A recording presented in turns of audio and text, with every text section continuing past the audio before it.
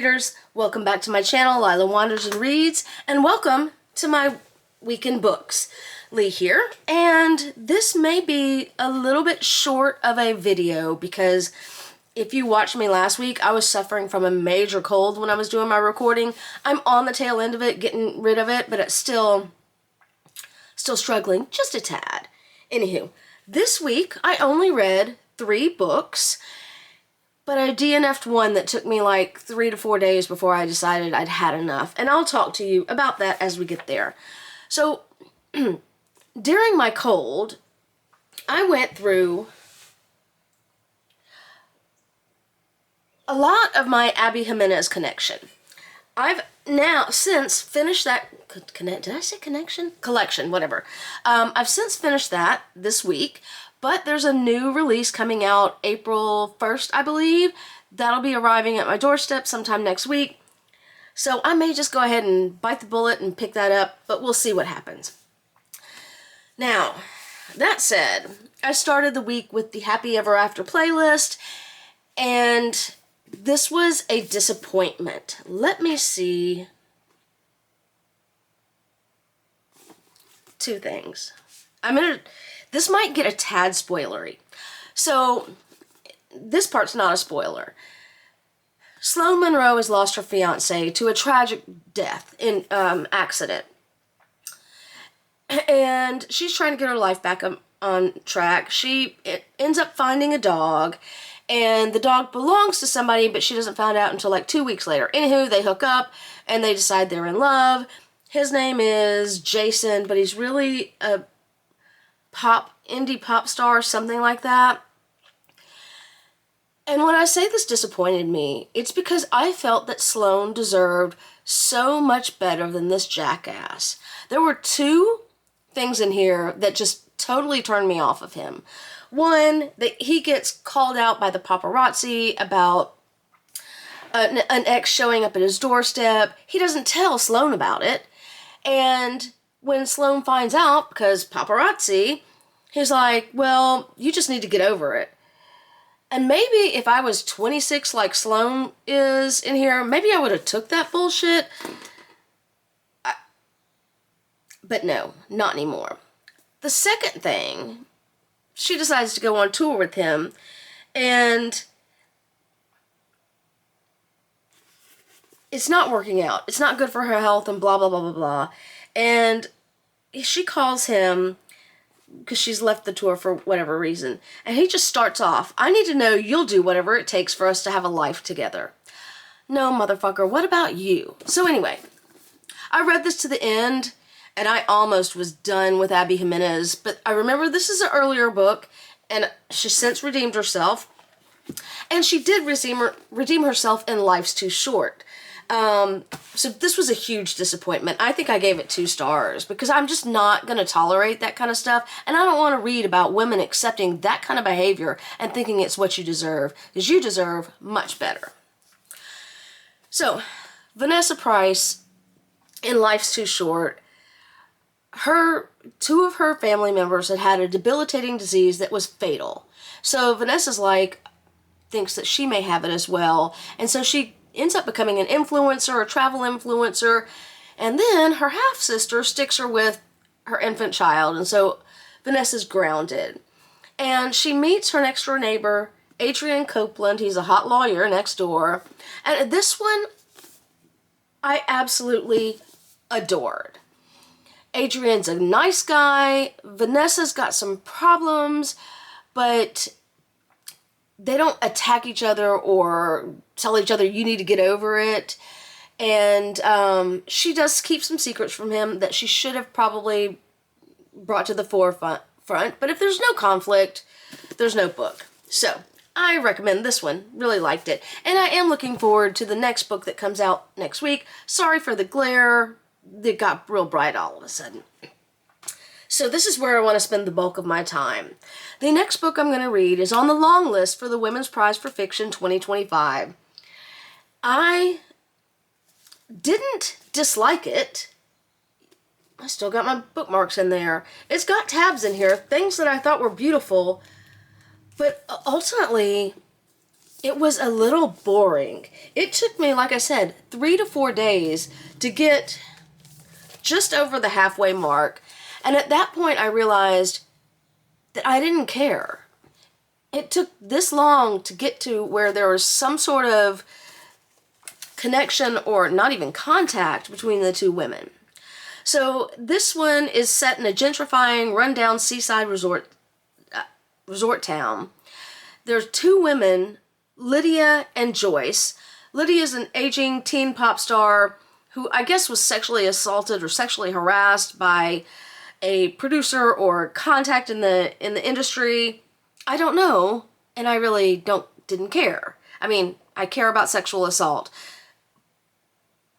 but it just took too long to get anywhere.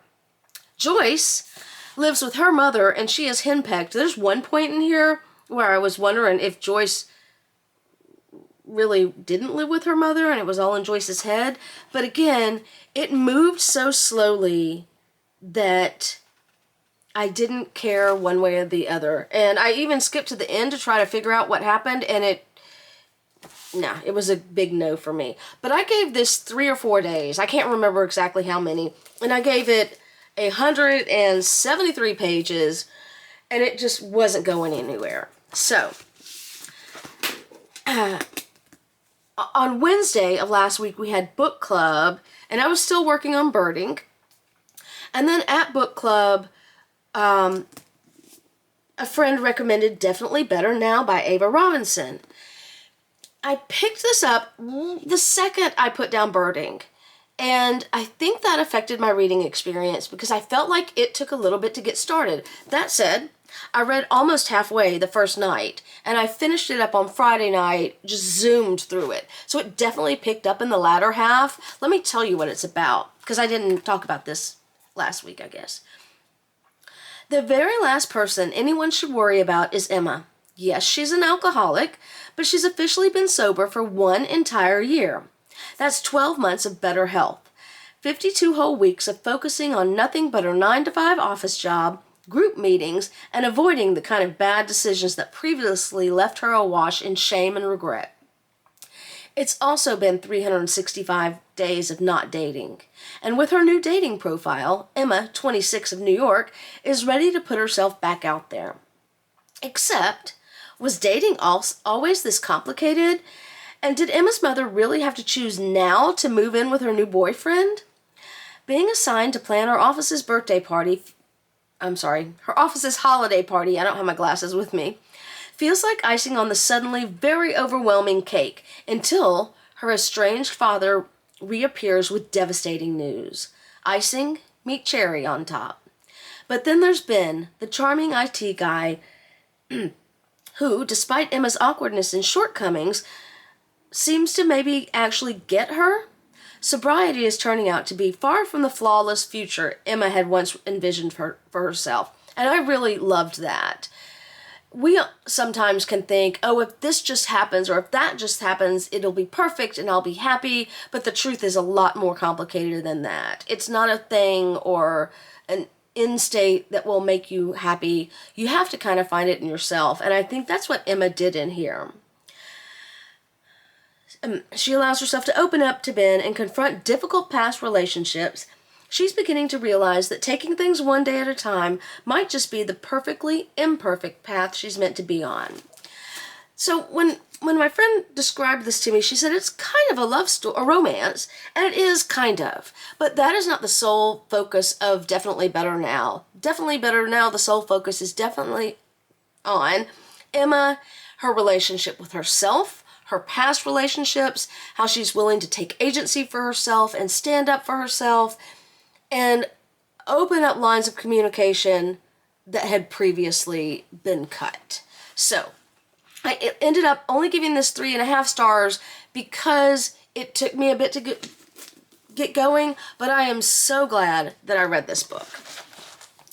Okie dokie. So, I guess on Wednesday, I'm not sure. I'm running a little bit behind this weekend. Sunday afternoon almost, and I've only doing this video now. I still have 2 more to record. So 2 more days in the month also. So probably on Wednesday, I will post my March reading recap. That's always a long one. I might, well, like I said, I'll probably post it on Wednesday, record it Tuesday evening. And since there's 2 days in the month left, I really struggled. Do I want to start a new fiction book, or do I want to finish my nonfiction, The Women with Silver Wings? Well, I went to pick it up, and I realized this is nonfiction. I still have that much more in it, and I can't sit down and read nonfiction like I do fiction. So I'm going to just continue to read The Women with Silver Wings into April. And on the fiction side, somebody mentioned this on a podcast I was listening to, and I had started a Booker project at the beginning of the year, and my plan was to read from the first Booker Prize, then the last one, second to last, like that. But I'm stuck on like book 2. Yeah, book 2 or book 3. And I feel like when I feel like I'm being forced to do something and forced to stick to something at a timeline when it's fun, it just adds unnecessary pressure. So somebody mentioned The English Patient, which was the 1992 Booker Prize winner, and I thought, I don't have to stick to any kind of structure. I do want to read all the Booker Prize books. I can read them in the order that feels right to me and take that pressure off of having to do it a certain way, because this is my channel and my reading. I have never watched The English Patient, the movie. I know that it was very popular. I know it got a lot of attention. Did I say this was the 1992 winner? I think I did. So I'm coming to this with a clean slate. And the reason, I believe the author, I can't find it in here. I think the author may be Sri Lankan. I have to go, do not quote me on that. I thought I heard the people say that on the podcast that I listened to. And that was one of the things that intrigued me. So this novel traces the intersection of 4 damaged lives in an abandoned Italian villa at the end of World War II. The nurse, Hannah, exhausted by death, obsessively tends to her last surviving patient. Caravaggio, the thief, tries to reimagine who he is now that his hands are hopelessly maimed. That's 2 people right there. The Indian sapper, Kip, searches for hidden bombs in a landscape where nothing is safe but himself. And at the center of this labyrinth lies the English patient, nameless and hideously burned, a man who's both a riddle and a provocation to his companions, and whose memories of suffering, rescue, and betrayal illuminate this book like flashes of heat lightning. I actually had picked up another lighter book to read, and then I put it right back down and came over to the English Patient, which is what my original instinct was. Because I've read a lot of light in the last 2 weeks with my cold and stuff, I didn't want anything heavy. And so I will let you know what I think about this. That is it for my weekend books.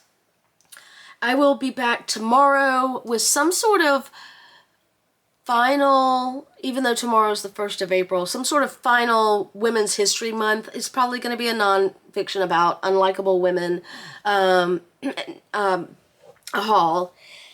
And then Wednesday, inshallah, I will do my March monthly reading recap.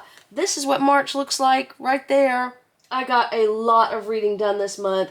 A lot of them were light books. Like I said, I had a big cold for over a week and I needed some lightness. Anywho, that is all for me. If you've made it this far, as always, thank you for sticking with me on my journey and happy reading. Hopefully, I will come back to you next week without sounding so hoarse.